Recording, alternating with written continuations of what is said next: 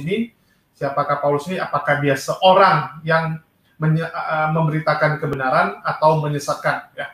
Oke, tanpa menunggu lagi, saya naikkan dulu kedua peserta. Shalom, selamat malam Bang Jason Melvino. Shalom, alaihim. Shalom, oke, mantap. Dan dari Muslim ada Bang Jihad. Assalamualaikum buat Bang Jihad. Waalaikumsalam warahmatullahi wabarakatuh. Selamat malam Pak Jason. Selamat malam Bang Jihad, selamat malam. Ya, selamat malam. Ya, silakan Pak. Untuk tema nggak ada masalah ya. Jadi temanya ini tentang Paulus ya. Paulus, apakah dia adalah penyesat atau bukan ya? Bang Jihad, setuju dengan temanya? Oke, nggak masalah. Siap. Oke, jadi mungkin diskusi ini kita nggak akan menggunakan timer karena saya rasa udah nggak zaman lagi timer. Kita sudah dewasa dalam berdebat, jadi ganti-gantian ngomong. Dimana kalau udah selesai ngomong, gunakanlah kata silakan supaya lawan debat kita, lawan diskusi kita tahu kalau kita sudah selesai. Dan saya harap tidak ada main timpa ya. Jadi kalau lawan bicara lagi ngomong, biarkan dia selesai ngomong, baru kita sanggah. Nggak perlu istilahnya, main potong-potong. Ya, kalaupun Anda keberatan dengan pertanyaan dia, Anda tinggal bilang setelah dia selesai, pertanyaan Anda tidak ada korelasi dengan tema kita, jadi saya nggak akan jawab, saya akan bahas yang lain. Itu nggak masalah, yang penting kita sesuai dengan tema. Ya, yang penting jangan dipotong saat lawan bicara lagi ngomong. Mungkin siapa dulu yang mau menjelaskan nih, mungkin pembukaan dari Bang Jason ya, sebagai orang yang ingin menjelaskan siapa itu Paulus. Gimana Bang Jason? Silakan Bang Jason, silakan duluan. Oke, boleh. Assalamualaikum. Bismillah, Yeshua Mashiach. Salam damai sejahtera bagi kita semua.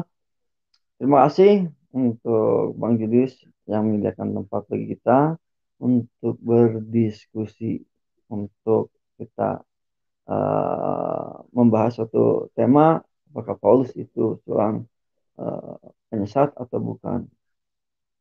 Di dalam kekristenan, tentu Paulus itu mempunyai peran yang sangat penting, sentral, dan juga tokoh yang penting selain Petrus. Jadi selain daripada ke-12 rasul yang lain, Paulus itu sangat penting bagi kekristenan karena suratnya juga pun banyak ya. Selain suratnya banyak terdapat dalam PB, surat Paulus itu surat-surat Paulus kepada jemaat-jemaat di luar daerah Yudea. Memang daerah Yudea itu sudah dipercayakan kepada Petrus, Yakobus, Yohanes, guru, dan juga rasul-rasul yang lain. Tetapi tentang jemaat-jemaat di luar daripada Yudea, Yerusalem, Paulus ini punya peranan yang sangat penting. Walaupun sebenarnya Petrus juga pun menginjil kepada non-Yahudi. Ketika baptisan Cornelius pun itu adalah bangsa lain di luar bangsa Yahudi. Tetapi yang saya maksudkan bahwa Paulus ini benar-benar seorang yang rasul ya. Pertamanya memang dia mengaku dia rasul, dan bagi kalian lah rasul. Tapi bagi orang lain belum tentu. Karena banyak ya di sana itu pelayan-pelayan itu banyak. Tapi bagi kalian, aku ini rasul gitu ya. Dan ternyata memang klaimnya itu dan juga pengajarannya itu menghebohkan seluruh istilah kekristenan ya. Oh sekarang ini perdebatan antara oneness dengan Trinitas seperti begitu, menghebohkan jagat agama gitu ya, tentang kericuhan daripada pengajaran Paulus ini, yaitu tentang sunat. Tapi tentang sorry Bang, saya terlalu panjang ya, bisa dikuatkan Bang Jason, lemah sekali soalnya Bang. Oke. Biasa agak semangat. Bagi aja, untuk supaya ngalir ya, supaya jasa kayak timer juga sih. Oke, Paulus itu adalah rasul bagi kami, itu aja. Maksud Pak Julius itu suaranya dikeraskan, Bang. Iya, suaranya Suaranya tadi dikeraskan, Bang. kurang keras gitu, Suaranya kurang keras. suaranya kayak orang ngantuk gitu. Jadi yang dengar pun bingung gitu. Ini kok Oh, saya baru nggak bangun niat gitu. tidur. Macam lagi sedih Baru gitu. bangun tidur. Baru Oh, bangun oke tidur. mungkin ya cebur dulu mukanya mungkin Bang di baskom gitu atau gimana gitu atau kepalanya ditinggalin dulu. Lanjut. Ayo, Bang. Oke, mungkin Ayo, Bang. silakan Bang Jason lanjutin Bang, kan belum selesai. Ya, udah, cukup. Terlalu panjang nanti kayak timer saya ngomong sendiri ntar.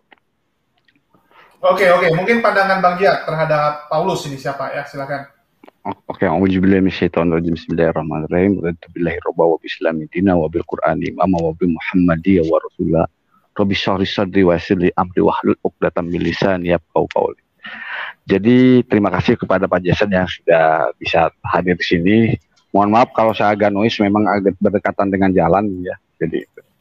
Jadi gini, Iya. tema yang kita kemukakan sekarang adalah betulkah Paulus penyesat atau bukan? Kan gitu kan? Tema yang disepakati malam ini. Nah, itu anggaplah sebagai tuduhan dari kami kepada Anda, dan tugas Anda adalah membuktikan secara empiris, secara bukti, fakta dan data bahwa Paulus itu bukan seorang penyesat. Nah, jadi supaya apa? Supaya diskusi kita itu lebih baik, lebih terarah, kemudian memiliki nilai yang luhur dan berdasarkan fakta dan data, seperti yang dibicarakan Pak Jason tadi siang kepada kami. Nah, lalu siapa Paulus? Paulus itu memang dia itu sebagai orang yang pertamanya adalah sebagai dia pembunuh pengikut-pengikut Yesus. Nah, saya perlu membuktikan kenapa ada Paulus itu sebagai penyesat, karena kita telah tahu bahwa dalam Matius 5 ayat 17 sampai 19 secara jelas dan gamblang dikatakan, jangan kalian kira aku datang untuk menghapus hukum Torah. Gitu kan? Intinya seperti itu. Nah, sampai bumi dan langit runtuh satu iota pun tidak akan dirubah. Nah, lalu pemahaman hukum Torah itu apa? Hukum Torah itu terdiri berapa macam?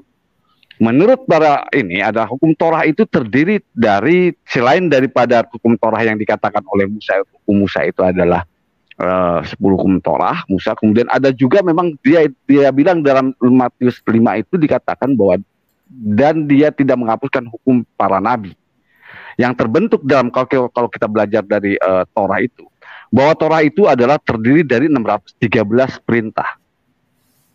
Nah, salah satu perintah itu yang terdiri dari misbat, miswat, hukim, dan edut. Dan ada lagi satu hukum yang terdiri dari 248 adalah kewajiban bagi umat, 365 adalah larangan ya. Kemudian 200 perintah hanya berlaku pada kohanim atau para imam. Nah, lalu kenapa sampai ada premis yang mengatakan bahwa Paulus ini sebagai penyesat? Karena di ayat tadi, Pak, Matius 5 ayat 17 sampai 19 dikatakan, jangan kalian kira aku datang untuk merubah hukum Torah. Sampai langit dan bumi runtuh satu iota pun tidak akan berubah. Nah, pada kenyataannya, ketika kita bandingkan pada kenyataannya, dalam Imamat 11 ayat 7 misalkan ada larangan makan babi, Yesua 66 ayat 17 sama, kemudian Ulangan 19 juga sama. Kemudian ada juga dalam Roma 14 dikatakan, malah dibantah oleh Paulus perkataan Yesus itu dalam Roma 14 ayat 2, Matius 15 ayat 17. Kemudian tentang sunat. Sunat itu adalah Kejadian 17 sampai ayat 10 sampai 14. Tapi Yesus dalam Kisah Para Rasul 7 ayat 8 itu, atau Lukas 2 ayat 21, itu dia membantah dan bahkan meniadakan hukum Torah. Nah, pertanyaan saya, ketika pengajaran itu dilakukan oleh Yesus Christ itu, bahwa dia memberikan hukum Torah sebagai satu pengajaran, lalu bagaimana mungkin yang dikatakan Paulus itu sebagai orang yang membatalkan hukum itu? Bagaimana sebuah instruksi dalam sebuah pemerintahan misalkan, bagaimana Kepres itu, keputusan presiden, kemudian bisa dibatalkan oleh keputusan gubernur? Nah, ini yang kita pelajari dan kita suka tidak suka secara nyata bahwa kehidupan itu seperti itu. Terima kasih. Saya cukup panjang dulu, nanti paparan saya sederhana dulu. Silakan. Oke, terima kasih ya, Bang Jihad. Paulus mengapa itu mengklaim sebagai rasul dan kami percaya? Karena sudah jelas bahwa Paulus itu melalui suatu tempat yang namanya persidangan. Jadi lewat persidangan itulah kerasulan daripada Paulus itu diakui. Dan itu para penatua dan juga sekolah guru bersalaman setelah mendengar paparan daripada Paulus di konsili. Konsili itu sidang. Di sidang pertama diadakan karena mendengar kehebohan daripada Paulus yang mengajarkan ajaran yang kutip kok agak aneh gitu ya bagi orang murid-murid pada umumnya. Jadi murid-murid pada umumnya pada saat itu mendengar kabar bahwa Paulus itu mengajarkan sesuatu yang menurut mereka dalam tanda kutip bidah ya. Wah, apa ini? Sampai-sampai ada keributan juga antara Paulus dan juga Petrus ketika berkunjung pada istilahnya berkumpul dengan yang tidak bersunat. Petrus itu malah mengundurkan diri dan itu ditegur oleh Paulus. Jadi ada keributan juga sebelumnya itu. Tapi pada akhirnya ketika sidang itu dilakukan, tua-tua dan juga Paulus sendiri memaparkan bagaimana kuasa Tuhan menyertai dia dalam pelayanan, bagaimana dia itu bekerja tanpa jerih lelah, ya, menyampaikan kabar sukacita atau Injil ke segenap daerah, dan mujizat-mujizat itu pun menyertai dan meneguhkan pemberitaan itu. Maka Petrus, Yakobus, dan Yohanes itu memberikan suatu isyarat lah, ya, dengan apa bentuk itu jabatan tangan. Artinya bahwa Paulus itu diterima oleh para rasul di Yerusalem yang memang menjadi soko guru, itu Petrus pun menyampaikan hal yang sama gitu ya. Jadi sudah jelas bahwa kerasulan daripada Paulus ini bukan main-main, ya, tidak melalui klaim, tidak melalui self proclaim sendiri, tapi memang melalui suatu proses yang namanya sidang. Jadi nggak bisa main-main, dan itu telah dibuktikan oleh Paulus ya di hadapan sidang tua-tua, dan semuanya setuju bahwa rasul eh, bahwa Paulus itu memang sudah diangkat sebagai rasul juga untuk bangsa di luar Yahudi. Begitu, Bang Ziyad. Oke, terima kasih Pak. Pertanyaan saya sederhana saja kepada Bapak. Biar esensi kita dan pemahaman kita bisa kita breakdown secara sama-sama.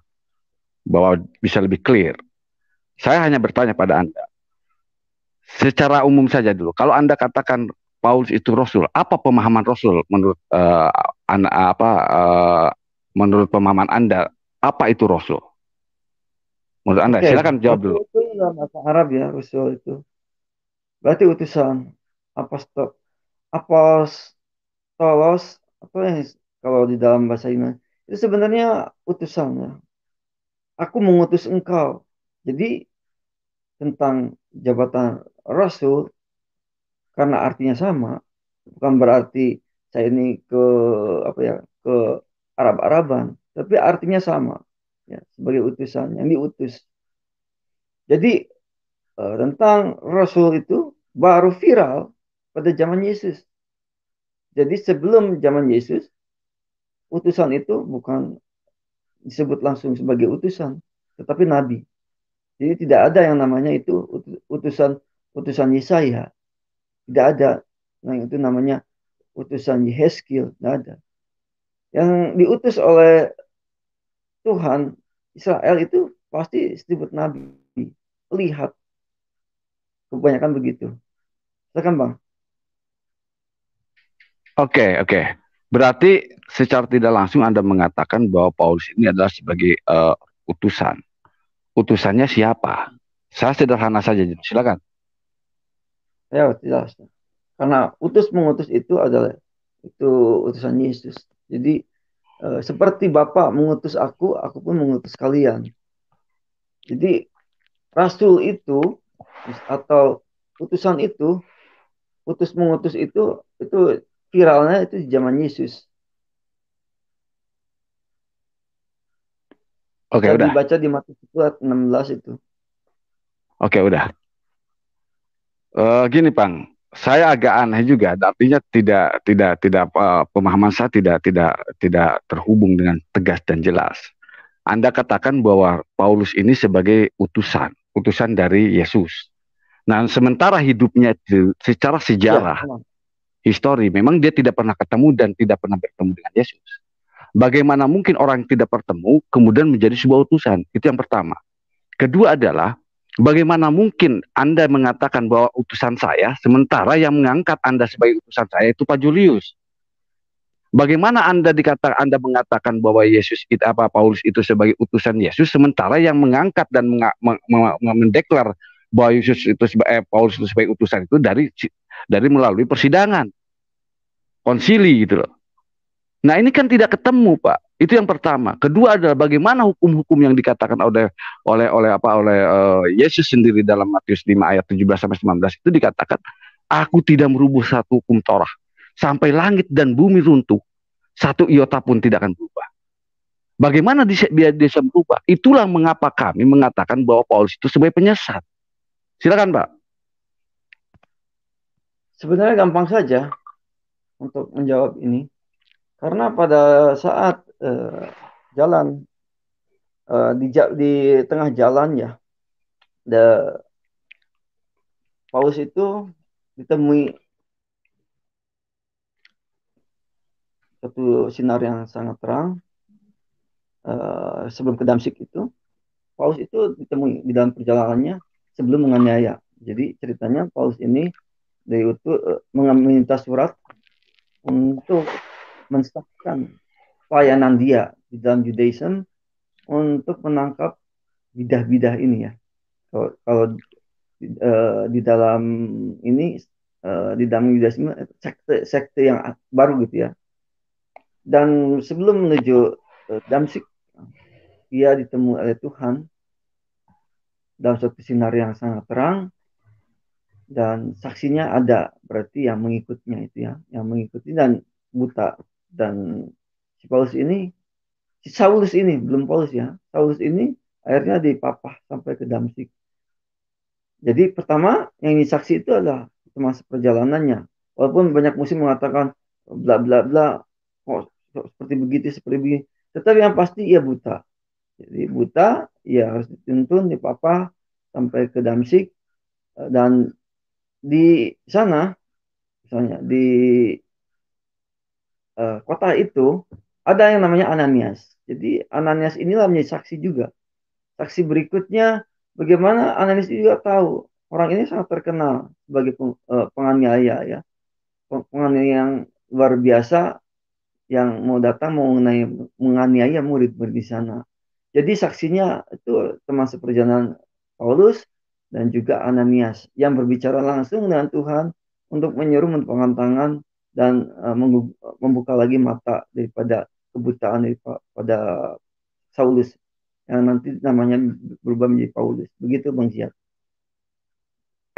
Oke, itu sebagai satu taruhlah itu sebagai Bang Jason, mungkin benaran harus ini loh. Cuci muka dulu Bang. Kayak lemas sekali Bang Jason, serius. Ini yang nonton jadi ngantuk Bang. Saya malah ikut jadi ngantuk juga ini. Tapi semangat sekali. Ya, saya memang lagi udah minum obat, jadi. Oh, memang baru minum obat jadi lemas ya. Iya, karena tadi semangat kali kan saya KO kan Bang Jihad gitu kan. Ini kok tiba-tiba sampai orang bilang, Bang ini Jason kenapa nih? Butuh pernapasan atau apa nih? Kok sesak napas dia? Saya sampai enggak. Emang saya lagi udah bangun tidur, barusan bangun tidur, ketiduran. Oke. Kita lanjut, nggak apa-apa. No problem. Saya nggak kena COVID, saya negatif. Oke, kita lebih tajam lagi Bang membahas ini karena ini persoalan kebenaran ya. Karena ini menyangkut dengan ribuan bahkan jutaan orang yang bisa tersesat karena ini. Jadi harus lebih tajam lagi menurut saya. Diskusi kita lebih tajam dan kita harus terukur. Jadi gitu ya. Jadi kalau Anda mengatakan, taruhlah Anda mengatakan bahwa Ananias itu sebagai saksi dari sebuah pengangkatan. Pada waktu itu sebenarnya Ananias tidak di tempat menurut kejadian di dalam kisah para rasul itu ya, terus yang saya baca. Tapi oke lah, Anda katakan bahwa di sana kemudian itu yang menemui Yesus itu lewat cahaya itu, apakah memang itu Yesus atau siapa tidak jelas. Tapi tanggaplah itu Yesus. Ya. Pertanyaan saya berikutnya pada Abang. Bagaimana mungkin Yesus mengatakan dan menetapkan dalam sebuah Matius 5 ayat 17 sampai 19 itu mengatakan dia tidak meniadakan hukum Torah. Sementara Torah itu meliputi dari berbagai macam, yaitu diantaranya dia misalkan dia dilarang makan babi dalam Imamat, kemudian tapi Paulus malah membolehkan dalam Roma 14 dan Matius 15 gitu. Kemudian dia menyarankan sunat dalam Kejadian 17, dalam Kejadian 21. Sementara di dalam Paulus sendiri malah menggagalkan hukum sunat, yaitu Galatia 5 dan Galatia 6 ayat 15 gitu kan. Kemudian tentang hari Sabat juga, kemudian dia yang sekarang kehidupan umat Kristen sekarang tidak melakukan hari Sabat. Pertanyaan saya sederhana, Pak. Apakah Yesus sedang berbohong ataukah Paulus yang sedang berbohong? Silakan. Maksudnya tentang hukum Taurat ya? Iya. Tentang hukum Taurat itu Paulus itu tidak saklek ya dalam hal menjelaskannya. Karena Paulus juga masih melakukan hukum Taurat itu. Ketika ke Yerusalem bertemu dengan Yakobus bertanya, apakah benar apa yang dituduhkan kepadamu bahwa kamu itu sebenarnya mengajarkan untuk orang Yahudi itu tidak melakukan hukum Taurat? Paulus tidak. Saya hanya menjelaskan esensi, mungkin artinya begitu ya. Karena di dalam hukum Taurat itu bukan hanya jasmania, tetapi ada hal yang rohaniah juga di sana. Terdapat di situ. Jadi tentang hukum Taurat itu, karena Yesus juga itu darahnya itu kan darah rohani ya, bukan benar-benar tetesan darah. Kalau Muslim bilang kita peminum darah seperti ya istilah dalam tanda kutip ya, seperti ejekan, kita ini seperti peminum darah begitu. Tapi sebenarnya bukan, itu dalam hal yang rohani. Jadi dalam Torah itu ada yang namanya sunat jasmania dan sunat rohania, yaitu sunat hati. Paulus sedang menjelaskan tentang hal yang rohania, yang memang pada saat itu masih kebanyakan orang-orang Yahudi itu tekstual, teks banget, tapi tidak dalam hal kontekstual ya. Kontekstual bahwa hal yang rohani itu masih hal yang baru ya. Hal yang istilahnya masih asing bagi mereka, hal yang rohani itu. Karena mereka terbiasa seperti melakukan hukum Taurat, jasmania. Paulus itu pun masih menyunatkan Timotius. Timotius masih disunatkan juga itu. Jadi bukan berarti Paulus itu anti sunat. Karena Paulus sendiri pun menyuruh untuk menyunatkan daripada Timotius. Karena ada darah Yahudi daripada Timotius. Dan ketika ke Yerusalem bertemu dengan Yakobus pun, Paulus itu pun datang ke Bait Suci untuk melakukan istilahnya bukan ikrar ya. Jadi bahwa dia tidak melakukan hal yang jahat ya seperti yang dituduhkan oleh orang-orang Yahudi kepada dia. Akhirnya dia ditangkap di Bait Suci juga akhirnya Paulus. Padahal Paulus mau melakukan hukum Taurat juga pada saat itu. Jadi yang dimaksud oleh Paulus itu bukan berarti hukum Taurat itu saklek ya seperti jasmania begitu. Karena ada hal yang rohani di situ. Itu aja sih Bang Jihad. Oke Bang, ini menarik. Saya sih sebenarnya karena Abang dari siang tadi mengatakan saya harus membawa data dan fakta. Saya akan bawa data-data itu pada Abang. Di dalam Kisah Para Rasul 21 ayat 21, ya, saya akan buka 21 ayat 21. Tetapi mereka mendengar tentang engkau, bahwa engkau mengajar semua orang Yahudi yang tinggal di antara bangsa-bangsa lain untuk melepaskan hukum Musa. Sebab engkau mengatakan supaya mereka jangan menyunatkan anak-anaknya dan jangan hidup menurut adat istiadat kita. Nah, Kalau abang tadi mengatakan dia bahkan membolehkan sunat, tapi sudah fakta di dalam Kisah Para Rasul 21-21 itu jelas Paulus melarang. Bahkan dia tidak melarang hukum Musa. Hukum Musa itu mau tidak mau ada hukum Torah. Kan gitu. Fakta yang terjadi. Nah, lalu kemudian di dalam Matius 5 ayat 17 dan 20 yang tadi saya awali dengan yang pertama itu, bahwa Yesus mengatakan, jangan kira kalian datang untuk menghapus hukum Torah. Dia tidak menghapuskan hukum Torah, dan sampai bumi dan langit runtuh, satu iota pun tidak akan berubah.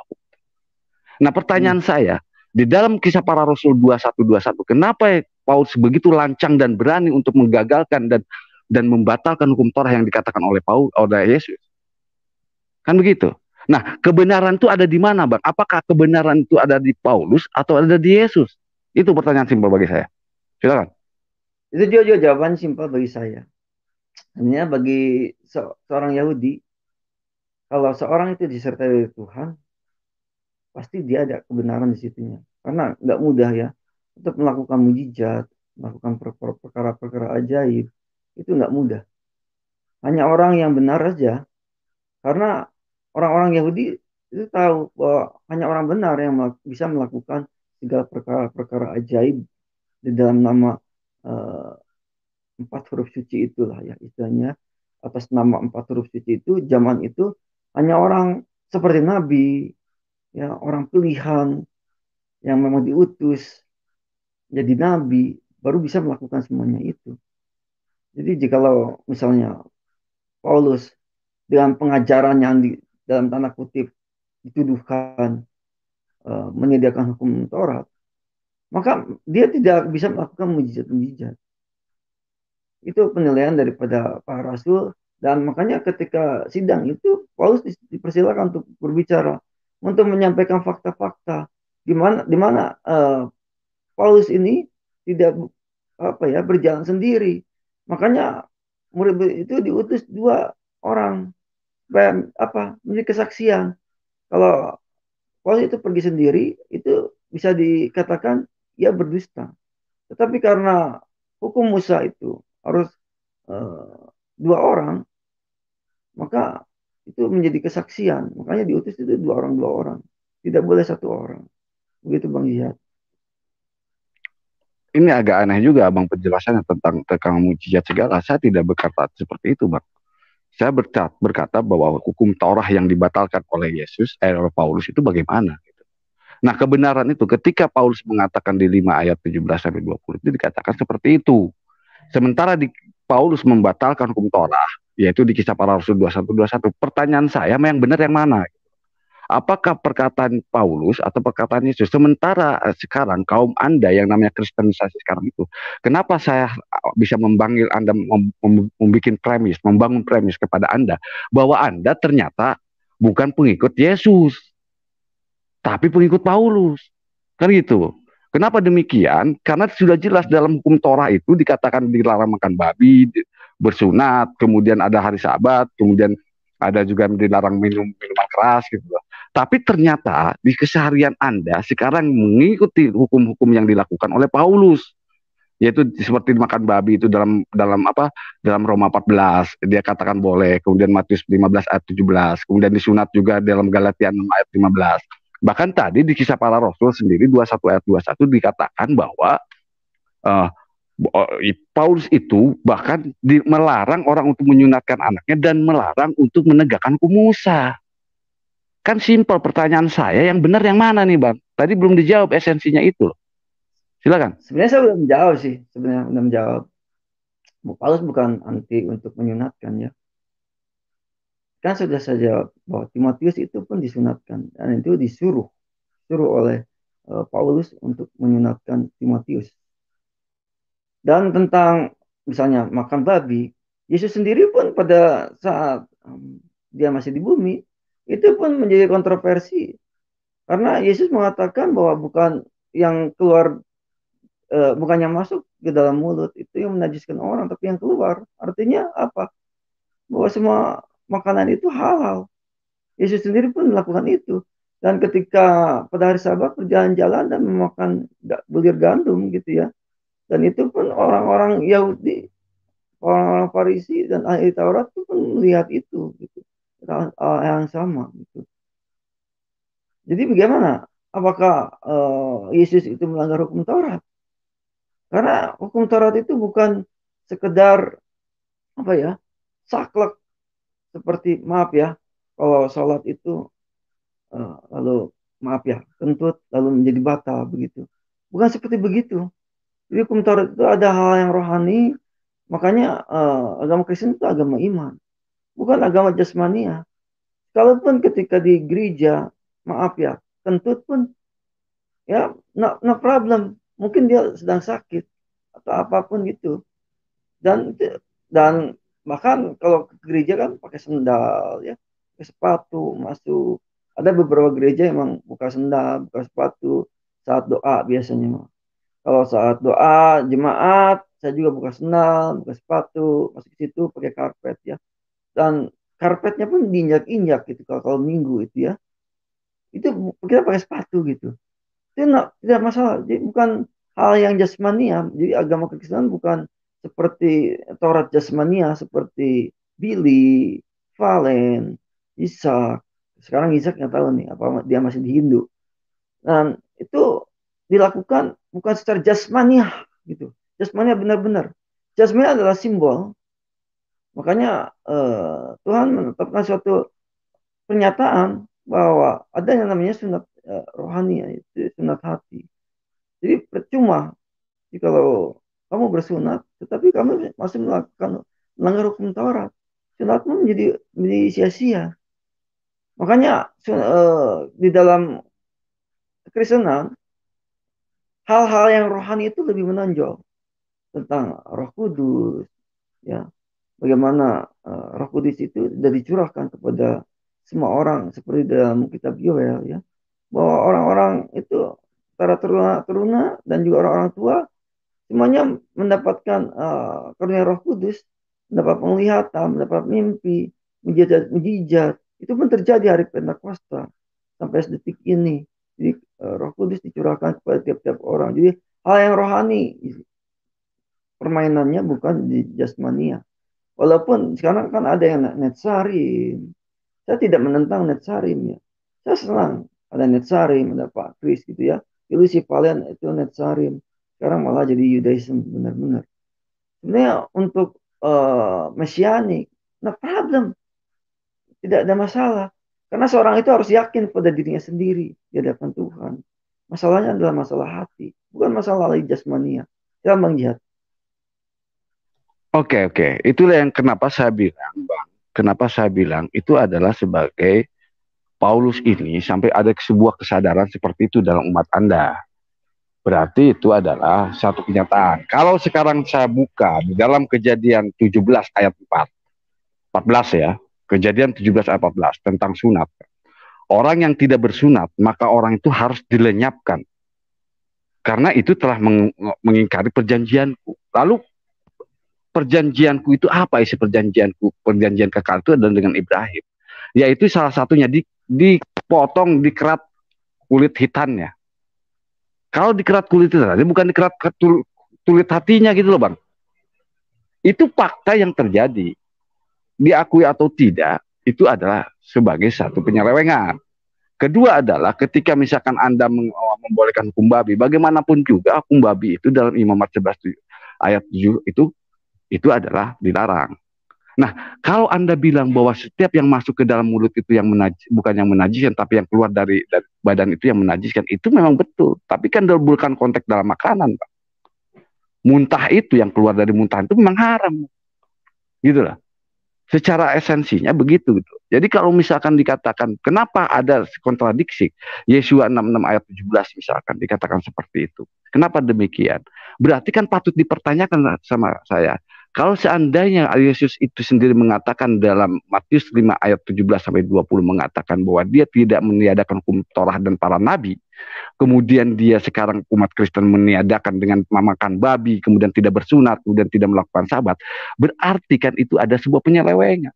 Atau keduanya, atau Yesusnya berbohong. Simpel gitu loh.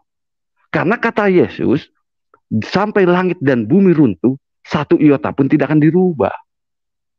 Nah, kalau ditiadakan itu dirubah, Pak. Bagaimanapun Anda, apa argumentasi Anda, ditiadakan itu dirubah. Gitu loh. Kemudian kedua adalah berarti Yesus itu berbohong. Karena apa? Apakah sekarang pertanyaannya bumi dan langit sudah runtuh? Kan belum. Berarti kalau belum masih berlaku dong. Kan begitu. Terima kasih. Oke, jawabannya sederhana juga dan simpel saja. Mengapa Paulus itu melakukan itu? Sebenarnya itu pun dimulai daripada konsili itu juga. Jadi sidang itu menetapkan bahwa bangsa-bangsa di luar non-Yahudi itu dibebaskan beban tangkuk yang berat ya, bagi orang Yahudi, itu hukum Taurat. Itu terdapat di dalam Kisah Para Rasul 15 ayat 19 sampai 20. Saya bacakan aja ya. Ya, silakan. Sebab itu aku berpendapat, Petrus ya, bahwa kita tidak boleh menimbulkan kesulitan bagi mereka dari bangsa-bangsa lain yang berbalik kepada Allah. Tetapi kita harus menulis surat kepada mereka supaya mereka menjauhkan diri dari makanan yang telah dicemarkan berhala-berhala, dari percabulan, dari daging binatang yang mati dicekik, dan dari darah. Itu adalah suatu keputusan konsili. Jadi konsili pertama itulah yang mensahkan pernyataan-pernyataan daripada rasul-rasul, dan yang diutus oleh konsili itu pun adalah Paulus. Ya, Paulus pun menyampaikan kabar tentang hal tersebut, diperkuat oleh konsili bahwa untuk bangsa non-Yahudi, Goyim, ya dulu kan sebutnya Goyim, itu dibebaskan untuk hal yang demikian. Tetapi khusus untuk keturunan asli itu masih melakukan hukum Taurat. Maka ada yang mesianik, masih menyunatkan anak-anaknya.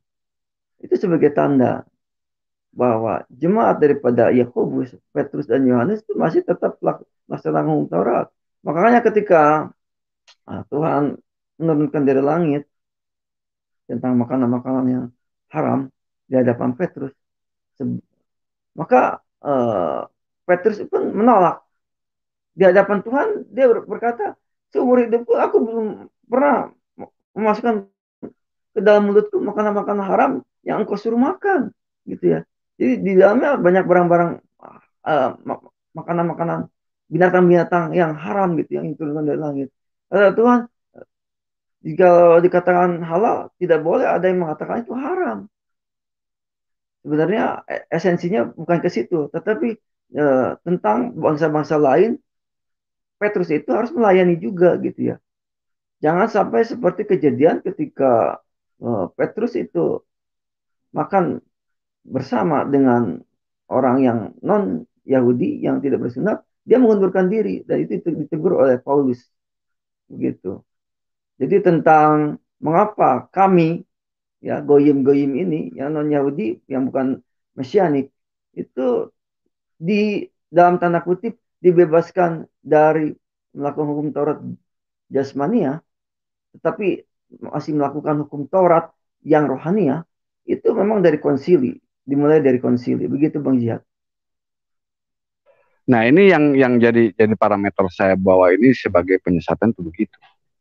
Bagaimana mungkin Anda mengklaim bahwa sebentar.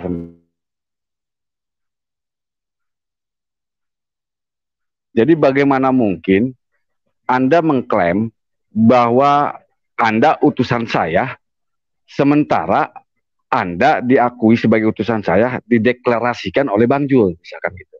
Bagaimana mengklaim bahwa Yesus itu sebagai Paulus itu sebagai utusan Yesus, sementara dideklarasikan oleh hasil konsili?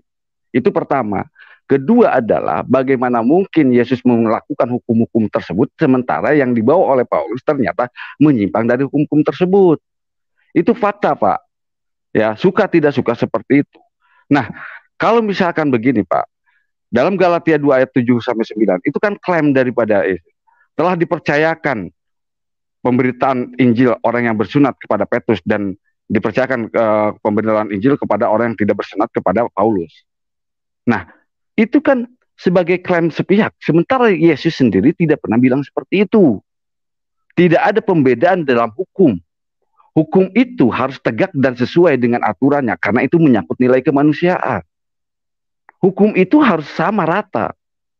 Harus sama-sama dengan penegakan yang konstitusional yang jelas. Itu ke dalam hukum, kalau misalkan hukum positif seperti itu. Nah, saya menduga gini. Kenapa saya menduga? Di dalam Roma 3 ayat 7 atau 2 Korintus 12 ayat 16 dikatakan, tetapi jika kebenaran Allah oleh dusta makin melimpah bagi kemuliaannya, mengapa aku harus dihakimi sebagai pendosa?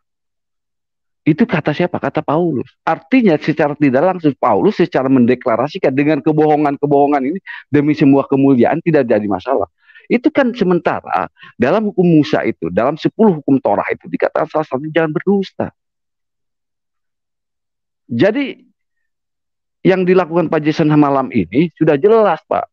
Anda tidak bisa membuktikan pada saya bahwa Anda yang premis yang saya katakan bahwa Paulus adalah sebagai penyesat itu ternyata benar. Terbukti ajaran-ajaran Paulus Yesus itu tidak tidak dipraktekkan dalam ajaran keseharian Kristen sekarang. Ternyata orang Kristen sekarang adalah pengikut Paulus, bukan pengikut Yesus, gitu loh. Terima kasih. Sebenarnya saya ketawa ya ketika Anda menyatakan ada seorang yang mengaku dia itu pendusta ya. Bahwa kalau di ayat-ayat yang lain Yesus Paulus itu berkata, aku tidak berdusta. Bagaimana mungkin ada dua pernyataan sekaligus? Kalau di dalam sekolah Alkitab itu ada yang namanya kelas hermeneutik. Hermeneutik itu cara tafsir ya. Kita diajarkan untuk menafsir itu dengan dua metode, yaitu cara eksegesis dan eisegesis. Jadi ada teknik menafsir sesuai dengan konteks, tapi ada yang menafsir sesuai dengan keinginannya sendiri. Seperti Muslim tadi mengutip ayat, ya sesuai dengan keinginannya sendiri gitu ya. Tidak membaca secara keseluruhan. Di dalam kitab Injil itu harus baca dari atas sampai ke bawah. Nggak boleh main comot kayak Al-Quran. Satu ayat comot. Nggak bisa seperti begitu. Jadi di dalam sekolah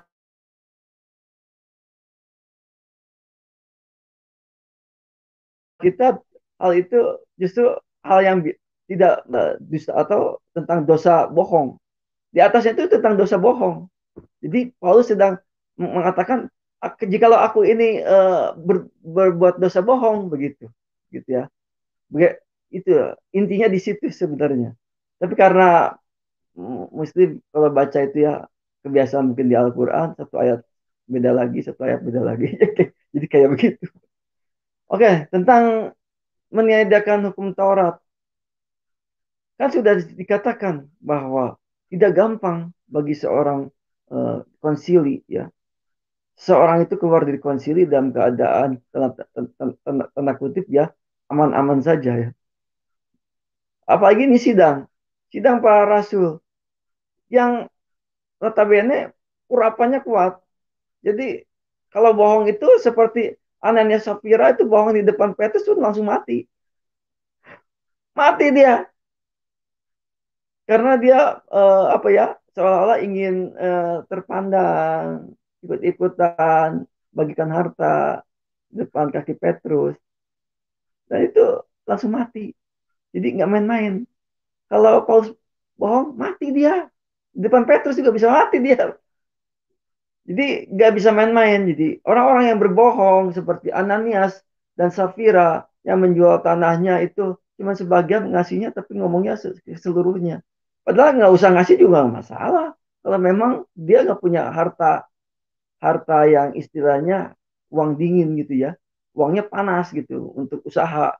Tapi dia punya tabungan lebih. Nggak punya tabungan lebih. Nggak ngasih pun nggak masalah gitu. Tapi Ananias Safira ini ingin kelihatan terpandang di antara murid-murid bahwa dia itu dermawan begitu ya. Dia ngasih uang itu separuhnya itu. Mati dia. Suami istri itu mati. Itu Bang Jihad. Jawabannya sederhana.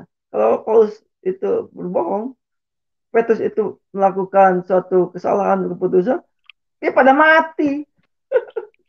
Gak bisa main-main. Gitu Bang Jihad. Oke, oke. Anda boleh saja mengatakan begitu, tapi yang saya baca itu adalah surat ayat Al-Bible Anda. Saya tidak berkata kepada Anda berdasarkan asumsi, kawan. Yang saya paparkan kepada Anda ya. Banyak ayatnya. Cuman saya rumah tiga. Nggak mengutip alamat ayat ya. Ya, Anda kan membawa diskusi dari awal mula, dari siang udah cocok bahwa saya akan buktikan pada Anda dengan ayat. Saya tidak mau dengan asumsi, diskusi asumsi segala macam. Kalau ya. mau saya sekarang mengatakan pada Anda sekarang Roma 3 ayat 7 itu dikatakan itu pernyataan siapa? Tetapi jika kebenaran Allah oleh dustaku, itu bukan pernyataan saya loh. Itu pernyataan Paulus, Pak. Baca atasnya, jangan betul sudah saya baca atasnya itu. Satu ayat, jangan gitu. Jadi di dalam kita membaca Alkitab itu nggak bisa berdiri sendiri satu ayat itu. Baca atasnya. Betul. Saya sudah bila perlu saya bacakan semua ayatnya ya. Saya bacakan. Dari atas. Jika demikian, ada satu parikop saya baca. Kelebihan orang Yahudi dan Kristen Allah. Jika demikian, apakah kelebihan orang Yahudi benar? Banyak sekali, dan di dalam segala hal pertama-tama sebab kepada mereka lah dipercayakan firman Allah. Jadi bagaimana jika di antara mereka ada yang tidak setia? Dapatkah ketidaksetiaan itu membatalkan kesetiaan Allah? Sekali-kali tidak. Sebaiknya Allah adalah benar dan semua manusia pembohong seperti ada tertulis, supaya engkau ternyata benar. Stop. Pembohong. Ya. Jadi itu, di situ. Oke. Bahwa semua orang itu adalah pembohong. Sekali-kali sebaiknya Allah adalah benar dan semua manusia pembohong seperti ada tertulis, supaya engkau sebentar. Anda bilang jangan dipotong-potong supaya jelas, supaya engkau ternyata. Iya, ini juga penting saya baca. Saya potong supaya ini menjadi suatu poin yang penting. Iya, oke. Istilahnya menjadi bold ya. Pernyataan bahwa memang Paulus sedang berbicara tentang hal dosa bohong. Bahwa semua orang di hadapan Tuhan itu adalah bohong. Gitu ya, pendusta. Oke, lanjut.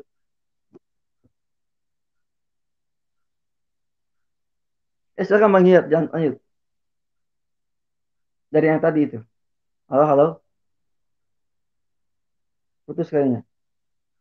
Halo, Bang, putus Pak. Halo. Julius. Silakan, udah selesai Bang Jason tadi. Oke, supaya engkau ternyata benar dalam segala firman-Mu dan menang jika engkau dihakimi. Dia lagi dihakimi loh. Tetapi jika ketidakbenaran kita menunjukkan kebenaran Allah, ingat nih, tetapi jika ketidakbenaran kita menunjukkan kebenaran Allah, apakah yang akan kita katakan? Tidak, jadilah Allah. Aku berkata sebagai manusia jika ia menampakkan mukanya. Sekali-kali tidak. Andai kata demikian, bagaimana Allah dapat menghakimi dunia? Nih, di sini poinnya. Tetapi jika kebenaran Allah oleh dustaku, semakin melimpah bagi kemuliaannya. Tentang dosa bohong. Bentar, mengapa aku masih dihakimi lagi? Sebentar. Begini Bang. Saya harus tegaskan ya. Banyak orang yang memang menilai Paulus ini bukan sebagai rasul ya. Karena banyak di sana itu rasul-rasul lebih terkenal itu adalah Petrus dan juga ke-11 murid yang utama ya, tokoh guru. Tetapi tentang Paulus baru bisa dinyatakan sebagai rasul ketika dia keluar dari konsili ya, dalam keadaan sudah disalami oleh Petrus dan juga Yakobus dan Yohanes dan juga rasul-rasul yang lain dan tua-tua. Sebagai pernyataan bahwa memang dia dipanggil juga sebagai rasul untuk non-Yahudi. Jadi tentang pernyataan Abang itu sebenarnya agak bagi kami gitu ya, yang pernah sekolah teologi itu tertawa saja. Karena memang Paulus pertama ya, dia memang sudah dituduh, difitnah oleh orang-orang Yahudi. Juga ada beberapa yang curiga di dalam murid-murid sendiri. Paulus ini mengajarkan suatu ajaran yang lain dan dianggap pendusta. Tapi di atas kan saya udah potong ya, bahwa di hadapan Tuhan itu semuanya pembohong Itu sebenarnya poinnya. Ada dua hal sedang berbicara tentang dosa bohong, bahwa di hadapan Tuhan semua orang itu pembohong. Jika oleh bohongku, kata Pak. Jadi Paulus itu suka apa ya, menjadi peran pengganti ya dalam menjelaskan tentang ajarannya itu. Dia suka menempatkan diri itu sebagai orang tersebut begitu. Kalau begitu Bang Jihad. Oke. Apapun Anda memang betul di dalam tadi perikopnya mengatakan dari awal mula dari ayat 1 sampai 7 itu dikatakan memang betul kebohongan itu. Tapi di sini terakhirnya di ayat 7-nya, tetapi jika kebenaran, dia memang cerita tentang kebohongan. Tetapi ini adalah sebuah bentuk pembelaan dalam sebuah penghakiman, Pak. Ketika dia dihakimi itu loh. Sebentar, jangan dulu potong. Anda tadi bicara, saya tidak potong. Ya. Tetapi dalam 7-nya itu, dia katakan ayat 1 sampai 6 itu mengatakan memang tentang kebohongan. Memang tidak boleh bohong. Tapi di ayat 7-nya, di penegasan ketika dia dihakimi, Anda boleh baca itu tekotnya. Tetapi jika kebenaran Allah oleh dustaku semakin melimpah bagi kemuliaan, mengapa aku masih dihakimi sebagai orang yang berdosa? Anda bisa tangkap nggak bahasa Indonesia itu? Kecuali Anda tidak bisa nangkap. Apapun Anda pendidikan, Anda mau teologi segala macam, memang bahasanya begitu kok. Dari ayat 1 sampai 7. Itu fakta yang terjadi, Pak. Gitu loh. Anda boleh baca, silakan. Nah, kembali kepada persoalan tadi awal mula. Bahwa bagaimanapun juga. Ayatnya aja yang Bang Jihad ya. Ya, jadi pemahaman saya mengatakan bahwa sudah jelas ya, kita kembalikan lagi ke posisi awal. Sudah jelas bahwa kebohongan yang dilakukan oleh Yesus Kristus pun dalam sebuah persidangan itu pembelaan dia. Dan oleh kemuliaan dustaku, Allah menjadi besar karena kemuliaan oleh dustaku. Itu bahasa itu sudah clear, Pak. Itu kedua. Kedua adalah bagaimana kembali kepada esensinya. Saya sampai saat ini menunggu nih dari Bapak membuktikan bahwa umat Kristen sekarang itu pengikut pengikut Yesus. Ternyata Bapak sampai saat ini tidak membuktikan pada saya. Gitu loh. Saya tunggu dari tadi. Tidak ada satupun Anda mengatakan membuktikan bahwa Paulus seperti itu. Silakan. Saya jawab aja ya supaya jangan terlalu panjang ya. Oke, saya langsung kasih ayat-ayat aja ya. Bahwa ini pernyataan Paulus yang lain ya. Daripada nanti ngalor ngidul juga, panjangan juga. Maaf nih saya potong, maaf nih. Ini ayat-ayatnya banyak ini. Dalam Roma 9 ayat 1. Paulus yang mengatakan, aku mengatakan kebenaran dalam Kristus, aku tidak berdusta. Suara hatiku turut bersaksi dalam Roh Kudus. Juga dalam 2 Korintus 11 ayat 31. Allah yaitu Bapa dari Yesus, Tuhan kita, yang terpuji sampai selama-lamanya tahu bahwa aku tidak berdusta. Dalam Galatia 1 ayat 20, di hadapan Allah aku tegaskan. Malah dia bilang, apa yang kutuliskan kepadamu ini benar, aku tidak berdusta. Dan di surat kepada Timotius, 1 Timotius 2 ayat 7, untuk kesaksian itulah aku telah ditetapkan sebagai pemberita dan rasul. Yang aku katakan ini benar, aku tidak berdusta. Dan sebagai pengajar orang-orang bukan Yahudi dalam iman dan kebenaran.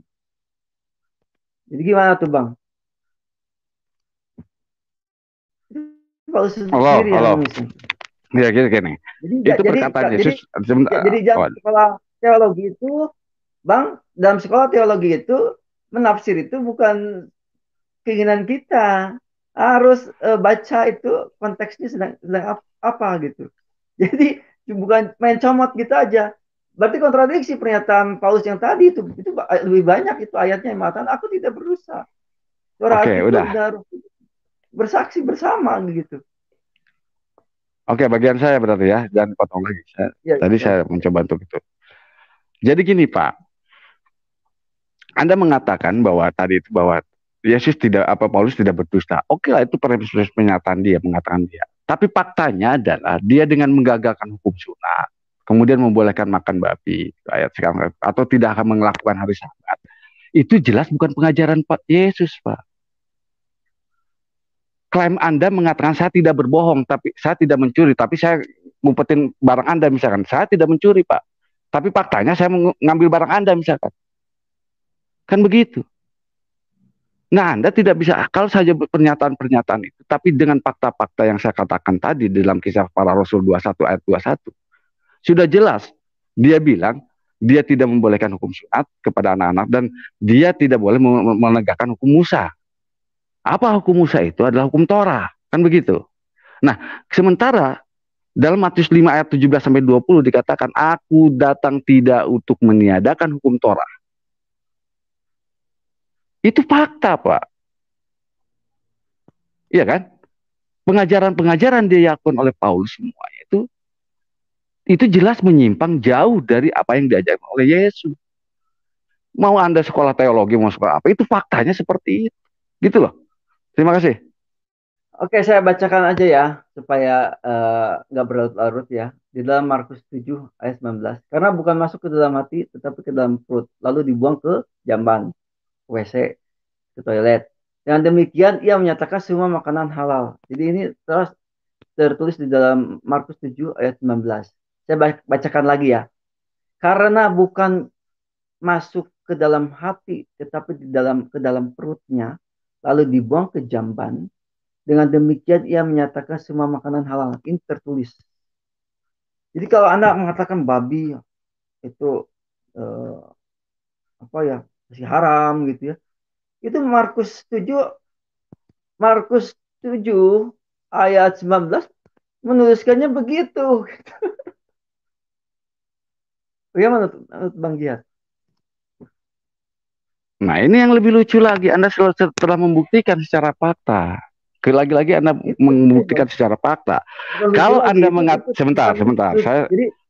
Saya belum menjawab, Pak. Apa ya? Memotong karena Anda mengatakan suatu premis itu lucu. Itu tertulis itu, bukan lucu ya. Saya pikir itu tertulis. Saya tidak mengatakan itu tidak tertulis. Itu justru saya bilang itu menjadikan fakta kan. Faktanya bahwa Anda menghalalkan karena berdasarkan Markus 7 ayat 19 itu kan. Betul kan? Ya, 19. Oke, iya kan 19. Markus 7 ayat 19 mengatakan bahwa itu semua makanan halal. Itu yang Anda ungkapkan. Kemudian pertanyaan saya, bagaimana dengan Imamat 11 ayat 7, Yesua 66 ayat 17, Ulangan 14 ayat 8? Yang mengatakan sudah jelas hukum makan babi itu haram, Pak.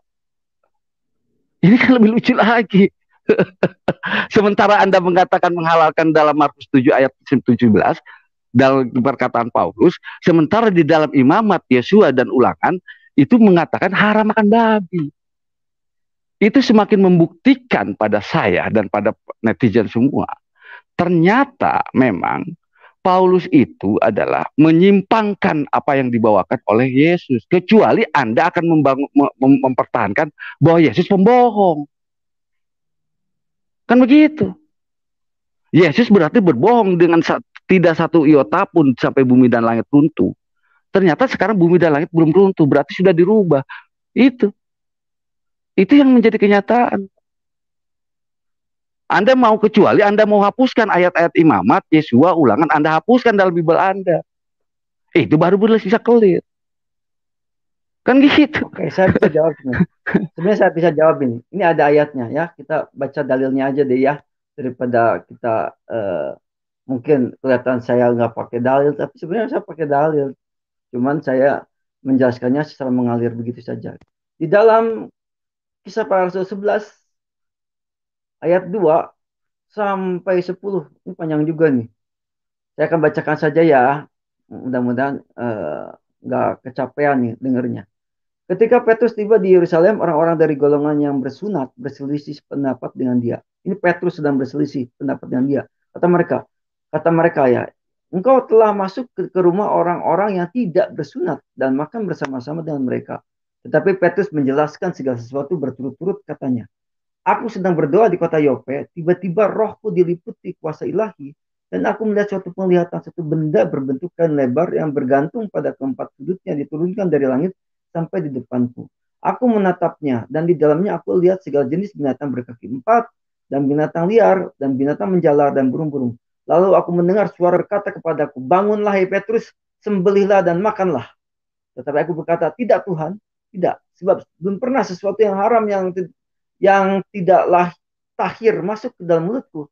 Akan tetapi untuk kedua kalinya suara dari surga berkata kepadaku, apa yang dinyatakan halal oleh Allah tidak boleh engkau nyatakan haram. Saya ulangi ayat yang 9. Akan tetapi untuk kedua kalinya suara dari surga berkata kepadaku, apa yang dinyatakan halal oleh Allah tidak boleh engkau nyatakan haram. Hal itu terjadi sampai 3 kali. Lalu semua itu ditarik kembali ke lainnya. Saya akan bacanya 10. Hal itu terjadi sampai 3 kali. Kenapa sampai 3 kali? Ini artinya pernyataan itu sangat penting. Jadi nggak ngarang. Mengapa Petrus menjadi seperti Paulus juga gitu ya? Bergaul dengan orang yang tidak bersunat. Karena Petrus sudah mendapatkan pernyataan. Jadi Tuhan itu berkata melalui Petrus, karena hukum Taurat itu bukan hal jasmani aja lagi gitu. Udah masuk ke dalam tahap tinggi, rohaniah, ya, sufimisme mungkin ya, lebih tinggi tarafnya, bukan main lagi jasmania, kentut, lalu jadi batal, melenceng untuk melakukan hal yang lain, jasmania bisa menjadi batal ibadahnya. Bukan begitu lagi.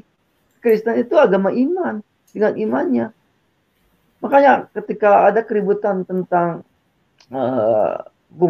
hukum sunat, sabat, tentang makan halal haram, itu kata Paulus sendiri katakan, biarlah semua orang itu yakin dengan dirinya sendiri di hadapan Tuhan.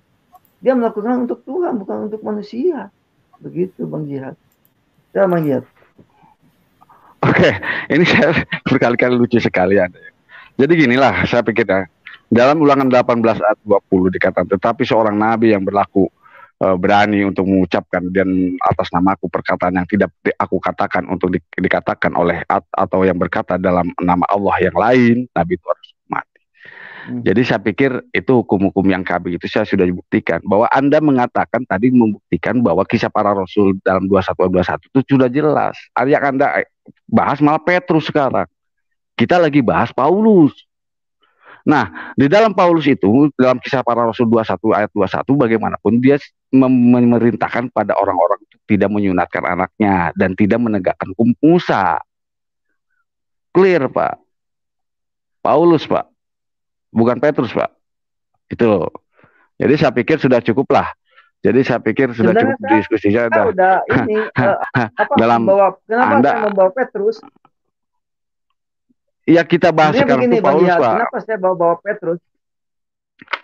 Karena kenapa? Petrus lebih diakui daripada Paulus. Petrus melakukan yang sama seperti yang Paulus lakukan. Itu masalahnya di situ. Supaya menjadi pembuktian bahwa bukan hanya Paulus yang melakukan itu, Petrus pun melakukan itu. Dan Anda saya asumsi, katakan Pak. untuk terakhir kalinya Paulus itu sampai ke Yerusalem, Paulus pun masih melakukan hukum Taurat. Jadi apa salahnya gitu? Udah? Paham ya maksud saya, Bang Jihad? Iya, saya paham maksud Anda. Tapi Anda apa yang dikemukakan Anda ternyata bertentangan gitu dengan ayat yang lain. Yang dikatakan sekarang gini lah, kalau Anda mengatakan Petrus dengan dengan Paulus, sebentar. Kan saya udah katakan. Udah. Bagian saya ya.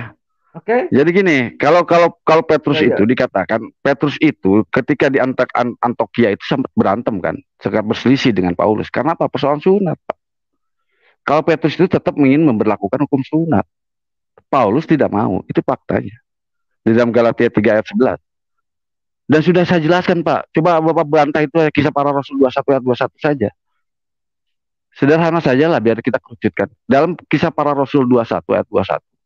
Dikatakan Paulus itu melarang menyunatkan anak-anaknya. Dan dia melarang untuk menegakkan hukum Torah. Sementara dalam Matius 5 ayat 17 sampai 20 tadi dikatakan Yesus itu untuk menegakkan hukum Torah. Itu aja sederhananya, Pak. Anda nggak usah ke kiri ke kanan dari tadi. Ya sudah, terima kasih. Begini, saya udah bilang hukum Torah itu bukan hanya jasmania, banyak. Ada hukum Torah yang berbentuk hukum, tentang hukum dosa, bukan hanya jasmania, ibadah. Sekarang orang-orang Yahudi seperti Billy itu mereka masih cacat dalam hal jasmani. Kenapa? Bait sucinya nggak ada. Jadi mau melakukan hukum Taurat apa? Kalau bait sucinya saja masih hancur, masih berbentuk puing-puing. Dan tentang Petrus, mengapa saya bawa Petrus? Karena Petrus lebih diakui ya sebagai soko guru, keputusan-keputusan dia, berarti keputusan-keputusan Kristus gitu ya. Melalui dia, Yesus berkata-kata harus melakukan apa. Berarti penglihatan-penglihatan yang diterima oleh Petrus itu meneguhkan bahwa bangsa-bangsa lain pun menerima kasih karunia yang sama.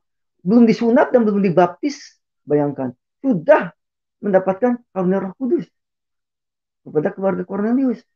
Jadi keluarga Cornelius ini sedang dipertanyakan oleh para murid yang memang masih saklek ya di dalam keyahudiannya.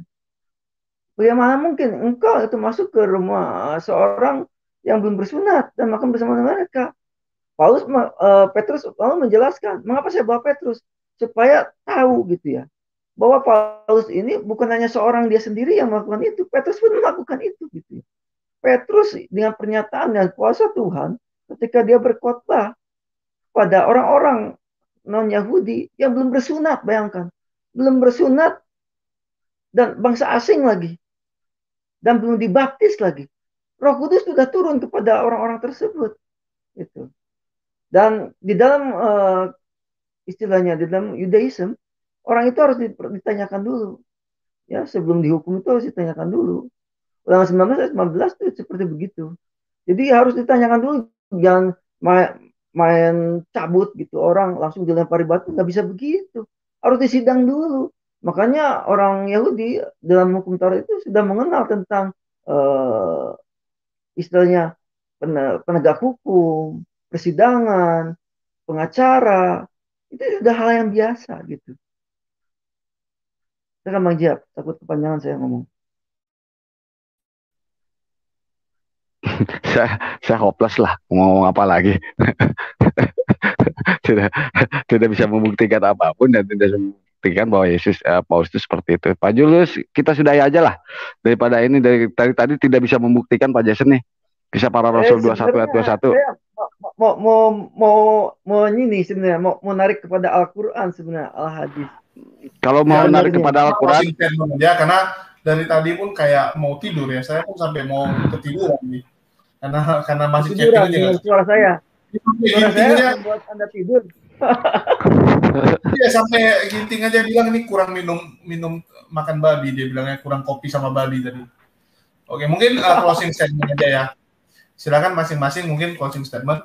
Biarlah penonton yang menilai. Oke, closing statement aja lah. Silakan Pak Jason, Pak Jason dulu lah. Pak Jason dulu aja. Tadi kan pertama Pak Jason. Ya. Plus penyanggahan closing statement saya nggak apa-apa lah ya. Saya closing statement aja. Sederhana bagi saya ya closing statementnya. Jikalau dinyatakan oleh Allah, seperti pada gue bilang, Allah itu istilahnya lebih belakangan daripada Paulus, lebih belakangan daripada Tertullianus, lebih belakangan dari konsili Nikea. Harusnya ia tahu, ia maha tahu dan menyampaikan bahwa Paulus itu penyesat. Dan saya cari-cari dari semua literatur Islam, baik apapun pendapat yang ada dalilnya, gitu ya, pendapat ulama, hampir rata-rata itu hanya asumsi. Jadi pernyataan-pernyataan pribadi, pernyataan-pernyataan dari apologet yang menuduh bahwa Paulus itu penyesat. Paulus itu penyesat. Tapi dalilnya nggak ada. Dan di dalam Al-Quran dan Al-Hadis, saya cari-cari apakah Paulus itu adalah penyesat. Bahwa murid-murid itu, Hawariun itu membelokkan isi daripada Injil. Itu tidak ada pernyataan seperti itu. Bahkan Allah itu menyatakan bahwa para Hawariun itu ada pembela Isa. Maksudnya dia pendukung Isa. Bagaimana mungkin apologet Muslim yang tiba-tiba nongol menyatakan bahwa Paulus itu penyesat, tapi tanpa dalil dia mengatakan Yesus itu diangkat di sidang Nikea. Itu sangat menggelikan. Justru ini yang sangat lucu bagi saya gitu ya. Karena Allah sendiri yang maha tahu pun tidak pernah menuduh satu Hawariun pun, satu murid pun, bahkan Paulus pun tidak pernah disebutkan sebagai penyesat. Itu saja sih closing statement saja. Silakan. Silakan Bang Ziad, closing statement. Mau menyanggah closing statement saja, nggak masalah. Oke. Terima kasih Pak Jason. Tadi katakan bahwa saya tidak memberikan asumsi, tapi sudah saya berikan pemaparan hanya 2 ayat saja yang tadi dikatakan dalam Matius 5 ayat 17-20. Yesus mengatakan dia tidak merubah hukum Taurat, tetapi dalam Kisah Para Rasul 21 ayat 21 ternyata Paulus menghapus hukum Taurat. Bagaimanapun juga itu fakta. Kecuali Anda mau hapus itu kitab-kitab yang tertulis dalam kitab Para Rasul ataupun Matius itu. Dan dalam kehidupan sehari-hari, kita mengatakan bahwa hukum-hukum itu yang terdiri daripada hukum-hukum yang dilakukan oleh para nabi dan Taurat itu ada dilarang makan babi dalam sunat juga. Kemudian ada lagi namanya Sabat. Ternyata tidak dilakukan juga oleh orang-orang Kristen sekarang. Dan itu adalah pengajaran Paulus. Yang terakhir kali bagi saya begini, Pak. Saya hanya mengatakan, dari tadi saya tidak membahas tentang membuktikan bahwa Paulus itu sebagai penyesat tidak keluar konteks dari Alkitab Anda.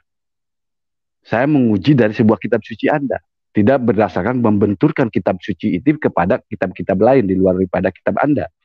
Itu fakta yang saya bawa. Tapi saya akan terakhir kali, saya akan katakan pada Anda. Ketika Lukas 21 ayat 12 dikatakan, tetapi sebelum sampai itu kamu akan ditangkap